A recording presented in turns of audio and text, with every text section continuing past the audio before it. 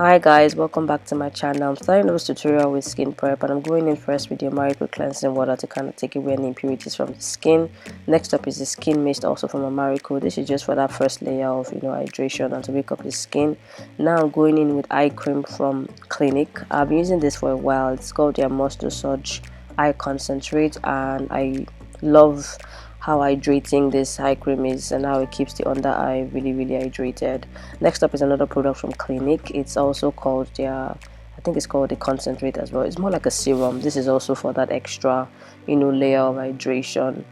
And for moisturizer of the day, I'm using the Embryolisse light cream concentrate. This is a staple in my kit. It's probably my top 2 moisturizer because it's very lightweight but yet very good. It's very moisturizing, gives your makeup that good base, and it works for all skin types. So for days where I don't want to do too much, I just pull up this moisturizer and it does the job for me.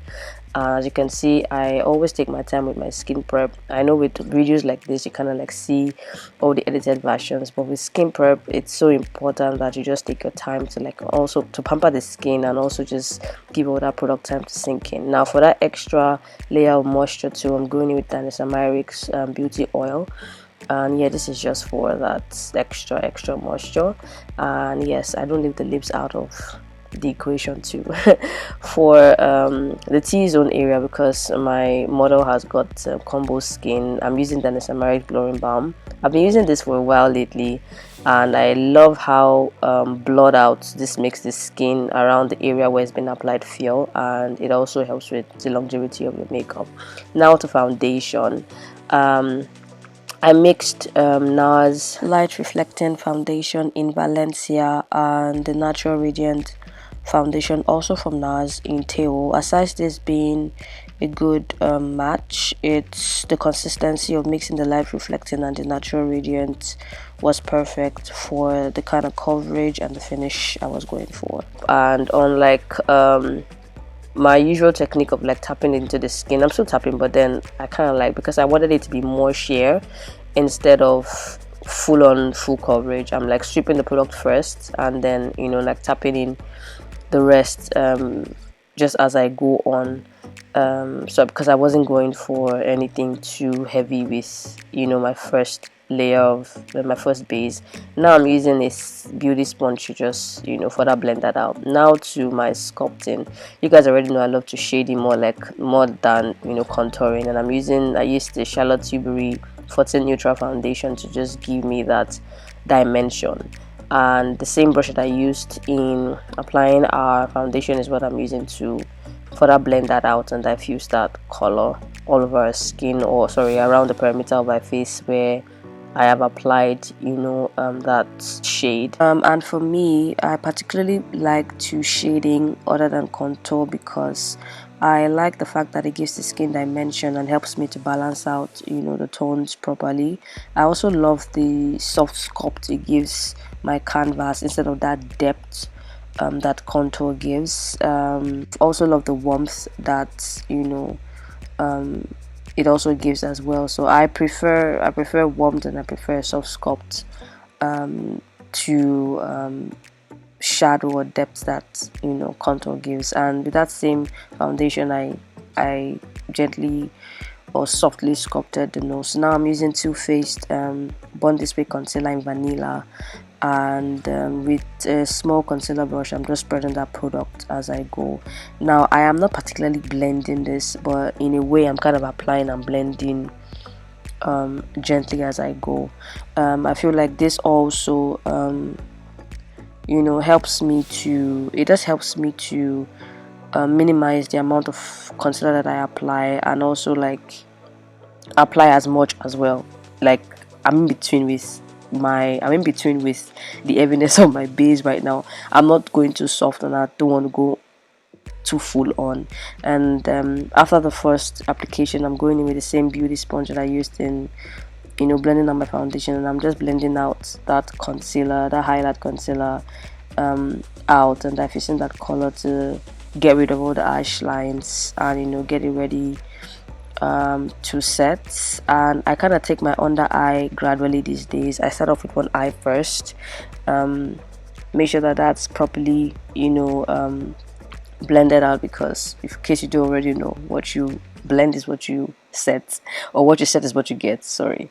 And here I'm going in with two pressed powders. I like to do this for that extra layer of smoothness under the eye. First go in with pressed powders, and now with a loose powder to kind of like set the under eye properly. So I go in with like two powders and just layer that on as I go. I'm using Hudabeauty's pound cake here to set and lightly bake around where I highlighted.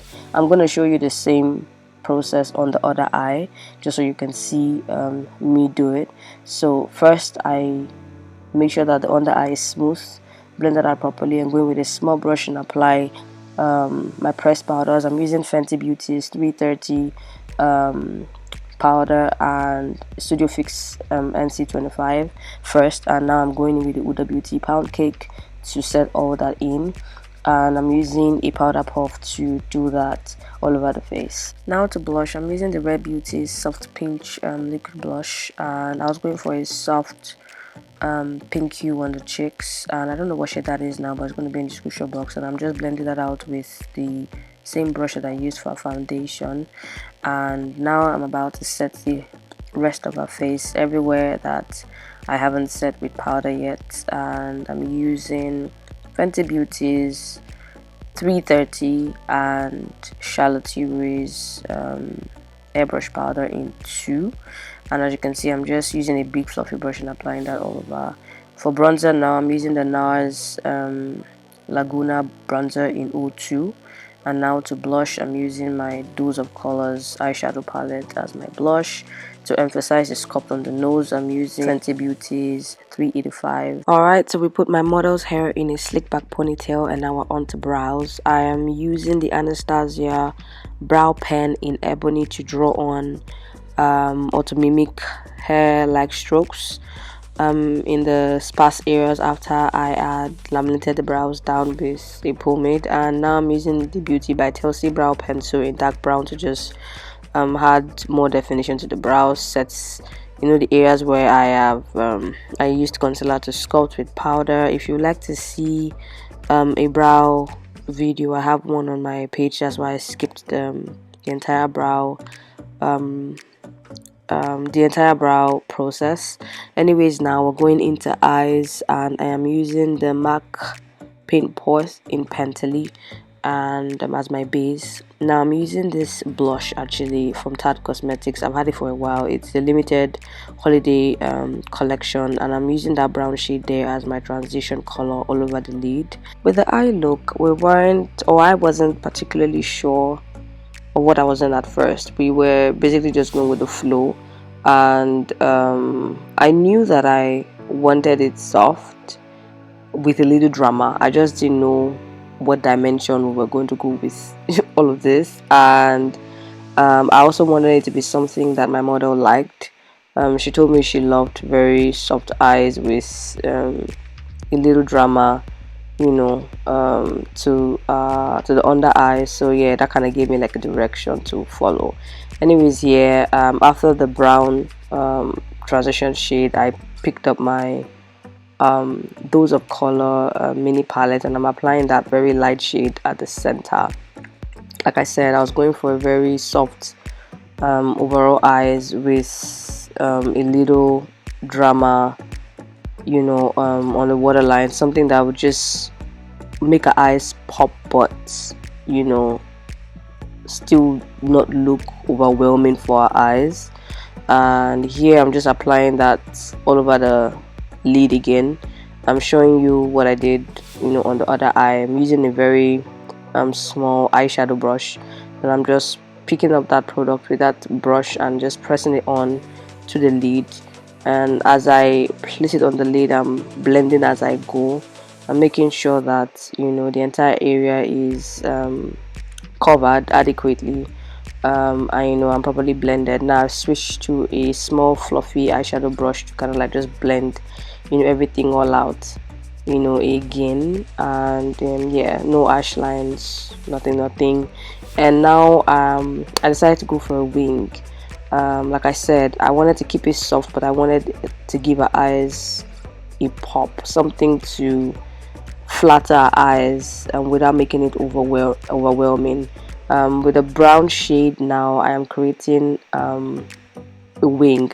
So something that I love to do is I really love to create, you know, liners with like shadows. I think for me it gives you that drama, but in a very soft and defined way. Like, and for me, yeah, I can walk around with powders more than I would with like liquid eyeliners, most especially, or even gels. So yeah, went in with the dark brown on both eyes, and with the liners as well. I also kind of like to create dimension with that as well.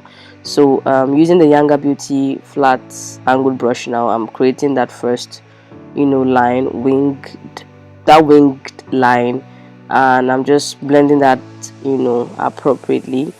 Going in with my Mirac charcoal pencil. Pencil is so pigmented and so smooth, almost feels gel like, and I'm using this to add more depth to the eyes and to tight line as well, so the lashes and a natural lash coming together can look, you know, seamless. I'm also using that same pencil now with this very tiny liner brush, and I'm putting that on the lash line to, like I said, give my winged liner a little dimension.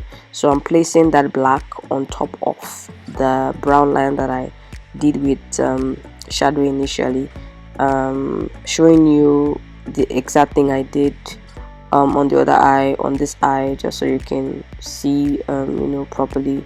And I'm just blending that out as I go. Now I'm going in with another dose of color eyeshadow in berry, I think, and I'm using that the black eyeshadow in that palette to set that pencil that I just applied. The pencil is, like I said, gel like, so the powder kind of like just sets it and keeps it from moving around, even though with that pencil it's kind of like not needed, but you know, I do it for that extra set. And then most importantly, to kind of smudge out and soften that, you know, pencil liner that we had applied. So this is where the drama comes in. I'm using this Beauty Supply pencil that I got a while back. It has this bluish greenish color to it, and it actually applies pretty good.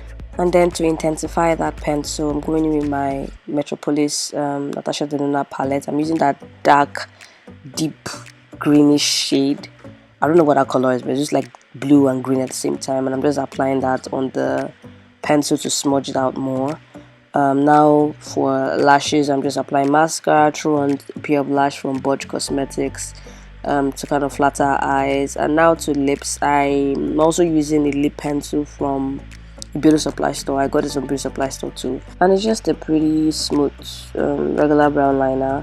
Applying that, you know, around the lips to line it, and I overline the lips tiny bits just to make it appear, you know, fuller than what it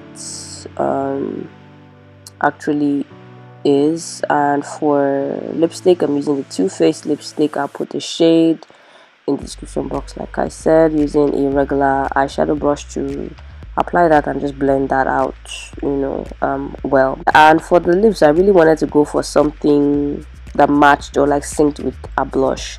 That's why I actually went for this soft pink, or should I say mauvey lips. And yes, that's me applying gloss. I know that gloss is from Kiko Milano. The exact shade will be in the description box, and I'm applying that with a Vicabel lip brush. There's something glosses do, they just make the entire look come out youthful and very fresh and soft. Yeah, soft. Glosses are life. Anyways, this is me just giving a bottom lashes a little TLC with mascara. I'm using a dental floss to apply this. I feel like with under the eyes, it just helps me get in there. This is the finished look, guys. I absolutely enjoyed creating this look, guys. I love how soft yet dramatic the eyes are without it underwhelming or overwhelming, you know, our features. I love how polished you know, the entire look is and how richly enhanced she looks. I hope you learned a few makeup tips and tricks. Anyways guys, if you made it this far, please don't forget to subscribe, like, comment, share. It means the world to me. Till I see you again in my next one, stay beautiful guys. Bye.